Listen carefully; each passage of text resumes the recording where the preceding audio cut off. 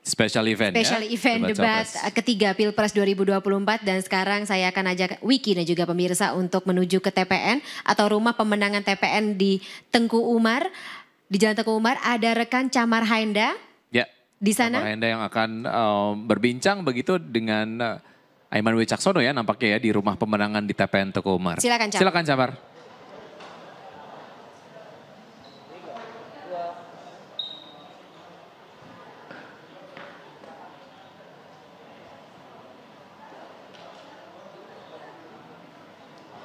Ya, halo, selamat malam Fani dan juga pemirsa. Saat ini saya sudah berada di TPN Ganjar Mahfud dan baru saja berlangsung diskusi beserta dengan nonton bersama yang memang rutin diselenggarakan di rumah milenial Mahfud, tepatnya di Jalan Tengku Umar. Pemantauan kami dari tadi memang untuk diskusi ini berjalan secara santai dan juga meriah, dan kami juga melihat bahwasanya memang untuk persiapan yang sudah dilakukan, kemudian juga tadi sudah ada hiburan dan juga sejumlah relawan dari Ganjar Mahfud hadir.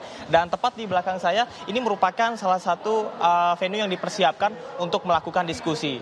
Dan dibentuk seperti tempat kopi begitu ataupun warung kopi sehingga diskusi tadi berjalan secara lancar. Kita akan langsung berbincang bersama dengan perwakilan dari juru kampanye TPN Ganjar Mahfud. Sudah ada Bapak Muhammad Hoirul Anam. Apa kabar Pak? Baik, alhamdulillah sehat. Dan di sampingnya sudah ada Mas Aiman Wicaksono. Mas Aiman ini selaku juru bicara TPN Ganjar Mahfud. Apa kabar Mas? Camar, sehat selalu. Mas Aiman, kita sudah bisa lihat ini di sosial media ramai sekali bahwasanya Ganjar memberikan suatu pernyataan yang luar biasa, saset, tastes dan juga langsung kepada intinya. Tanggapan Anda seperti apa? Dua kata dari saya ya, substantif dan tidak emosional. Itu yang saya dapatkan dari Mas Ganjar. Jadi apa yang disampaikan substansi, lalu apa yang disampaikan tidak terpancing oleh emosi. Jadi apa yang kemudian ditangkap oleh publik itu bisa dengan maksimal. Sehingga saya mendapat informasi ya menjelang jam 9 tadi, sentimen positif Mas Ganjar yang paling tinggi, dengan sentimen negatif tentu yang paling rendah dibanding kedua calon lainnya. Nah ini menjadi sebuah poin penting bagaimana kemudian apa yang disampaikan itu tetap tajam, tapi santun kalau bahasanya jawani gitu ya. Tapi kemudian juga tidak emosional, tidak terpancing emosi. Ini yang penting, supaya kemudian publik bisa memahami secara jelas. Dan tadi saya mau sampaikan satu substansi yang paling menurut saya agak berbeda ya. Selain soal tadi bekas, Pak Usang dan lain sebagainya. Saya nggak bicara soal itu, mungkin Cana akan bicara soal itu. Tapi saya bicara soal Duta Besar Khusus Cyber. Nah ini yang baru sesungguhnya, yang belum pernah terdengar sebelumnya. Duta Besar Khusus Cyber yang akan dibentuk oleh Mas Ganjar, oleh pemerintahan Ganjar Mahfud nanti ketika memang terpilih di pemerintahan tahun 2024. Ini menunjukkan bahwa ada kekuatan baru yang perlu dipikirkan. Karena sampai saat ini kita ini darurat digital. Bahaya sekali kalau hal-hal tersebut tidak dilakukan dengan maksimal.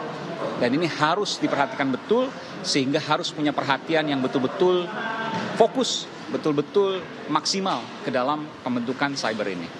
Baik, dalam masa kampanye saat ini kemudian juga bagaimana debat berlangsung tentunya selalu melibatkan milenial dan juga generasi muda. Apalagi undecided voters ini sampai 24% begitu. Apakah ada keyakinan tersendiri bahwasannya debat-debat yang diselenggarakan oleh KPU dan juga diikuti oleh Ganjar Mahfud ini akan mendongkrak elektabilitas, kemudian juga apa yang akan dipersiapkan untuk dua debat selanjutnya?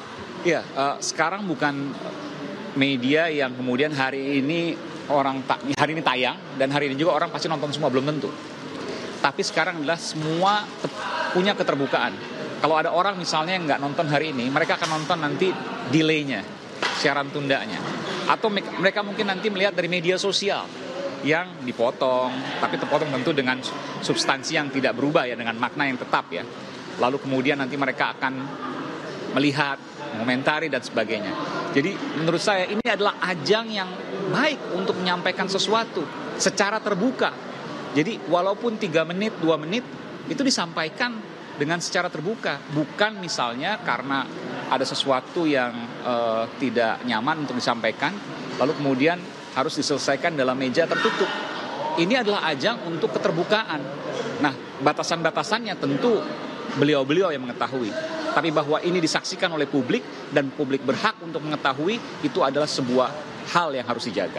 Nah, kita beralih ke Cak Anam. Cak Anam, kalau kita lihat bahwasanya pertahanan itu ternyata bukan hanya sekedar jual beli senjata, namun juga lebih daripada itu substansi berkaitan dengan infrastruktur diplomasi, kemudian juga perlindungan terhadap buruh yang ada di luar negeri begitu. Tanggapan Anda seperti apa?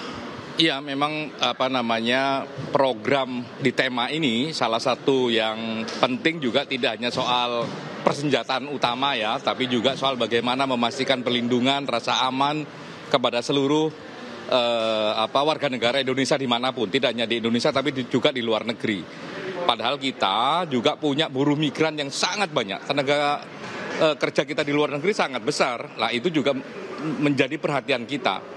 Jadi tidak hanya melayani mereka, tapi juga melindungi mereka. Karena kalau sekedar melayani, menyelesaikan administrasi, kalau melindungi negara hadir untuk memastikan hak mereka itu ada. Lah itu ada dalam semangat dan visi misi yang ada dalam Ganjar Mahfud.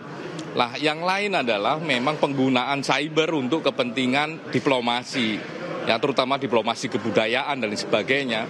Jadi tidak hanya sekedar untuk kepentingan pertahanan keamanan, tapi juga untuk diplomasi cyber itu.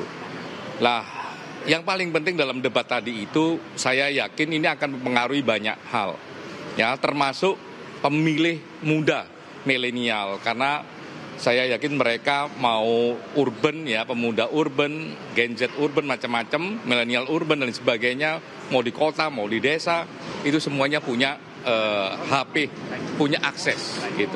Canam, dari berbagai sesi tadi yang sudah dilakukan untuk debat Capres, ini sering sekali bahwasannya menyebutkan anti korupsi. Apa yang ingin disampaikan sejujurnya oleh Ganjar Pranowo?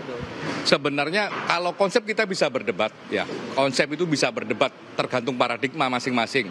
Kalau tadi misalnya Pak Prabowo lebih mengedepankan pendekatan security-nya ya security klasik gitu, tradisional. Ancamannya juga ancaman tradisional, sehingga yang diomongin adalah bagaimana beli pesawat, ya kebetulan pesawatnya usang, kan begitu.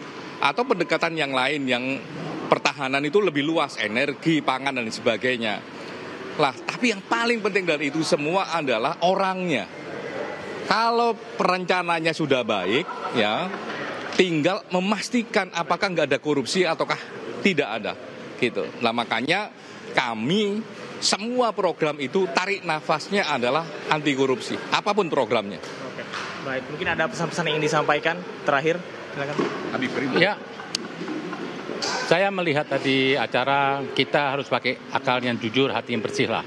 Kita harus bisa menilai bahwasanya Ganjar yang layak memimpin negeri ini. Karena apa? Sosok pemimpin yang tahu masalah dan solusinya, bukan hanya memberi tanggapan yang cuma kasih makan ini. Itu Pak Lurah lah saya pikir. Tapi kita perlu pemimpin yang punya wawasan luas, bisa melihat masalah dan solusinya. Itu saya pikir Ganjar malam ini yang terbaik. Baik, terima kasih kepada tim pemenangan Ganjar Mahfud atas informasinya. Dan demikian Fani juga pemirsa, berakhir sudah sesi dari bincang-bincang juga diskusi di TPN Ganjar Mahfud. Kita akan nantinya debat keempat dan juga kelima. Sementara demikian. Baik, terima kasih Camar yang sudah melaporkan dari Teguh Umar. Dan sebelum kita melanjutkan diskusi mengenai debat Capres yang baru saja berlangsung, kami membuka polling pendapat masyarakat siapakah Capres yang programnya paling baik dalam debat malam hari ini ya. Dan tentu saja keikutsertaan Anda dalam polling ini bisa dilakukan melalui barcode yang ada di layar televisi Anda. Dan juga polling ini tidak mewakili aspirasi dari seluruh masyarakat Indonesia ya, tapi hanya responden yang memang mengikuti polling malam hari ini. Kami akan lanjutkan kembali dialognya setelah, Baik. Kita akan lanjut kembali ya dialog bersama dengan Bu Kony Rahakundini dan juga Mas Al-Araf setelah jeda berikut, tapi ya kita harus break sejenak. Pemirsa tetaplah bersama kami. Kami akan segera kembali sesaat lagi.